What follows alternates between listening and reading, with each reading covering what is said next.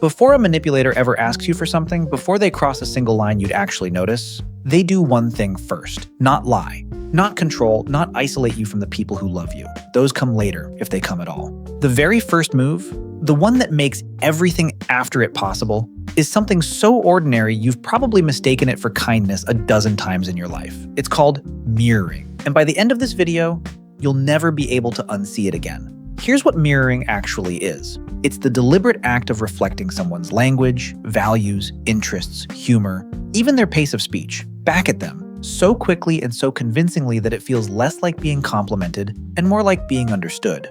You mention you love a niche hobby, and suddenly they love it too. You share a wound from your past, and they reveal an almost identical one. You joke a certain way, and within days they're joking the exact same way back. It feels less like meeting a person and more like meeting a mirror with a heartbeat. And here's why this works better than any lie ever could. Human beings are wired to trust people who feel familiar. From an evolutionary standpoint, similarity used to mean safety. Someone from your tribe, someone who thought like you, someone unlikely to be a threat. Your brain still runs that same calculation today, except now it's being deliberately hijacked by someone who studied exactly what you'd respond to before they ever said a word. This is why mirroring almost always comes before anything else. A skilled manipulator knows that people don't lower their guard for strangers, they lower it for people who feel like home. So the very first move isn't manipulation in the way you'd picture it. No lies, no pressure, no red flags. It's just uncanny, overwhelming similarity, arriving faster than any real relationship should be able to produce it. Think about the last time someone felt like they just got you immediately, faster than anyone else ever had. Was it genuine chemistry, two people who happened to overlap? Or did it come with a strange sense of speed to it, like they were somehow one step ahead of every reveal, ready with the matching story before you'd even finished telling yours? That pace is often the tell. Real compatibility builds slowly, through disagreement as much as agreement. Manufactured compatibility arrives suspiciously complete, right out of the gate. Once mirroring has done its job, once you feel deeply understood by someone who has quietly built you a reflection of yourself, the manipulator has something most people never think to guard: access without suspicion. You've already decided on a gut level that this person is safe, similar, one of yours. And that single decision is what makes every request that follows feel reasonable, even the ones that shouldn't. This is why mirroring is almost always step 1 and not step 2 or 3. It has to come before any request, before any small test of your boundaries, because it's the thing that lowers your natural skepticism enough for those later moves to slide through unnoticed. Ask a stranger for a favor, and your guard stays up. Ask someone who feels like your long-lost best friend for the same favor, and the guard barely registers it as a request at all. There's a reason this pattern shows up across almost every context where manipulation happens: romantic relationships, workplace power dynamics, cults, even high-pressure sales. The specifics change, but the opening move rarely does. Salespeople are trained to match a customer's tone and body language before they pitch anything, a technique taught explicitly in negotiation courses because it measurably increases trust before a single price is mentioned.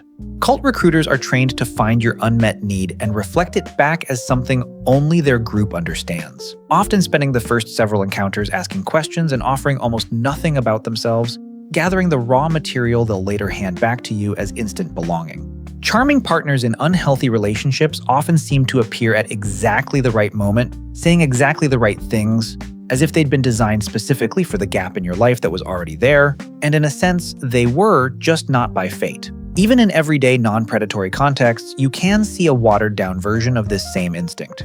New coworkers who research your interests before meeting you. First dates who somehow already like your favorite band. None of this is automatically sinister. People do genuinely try to find common ground with each other. The difference is intent and depth.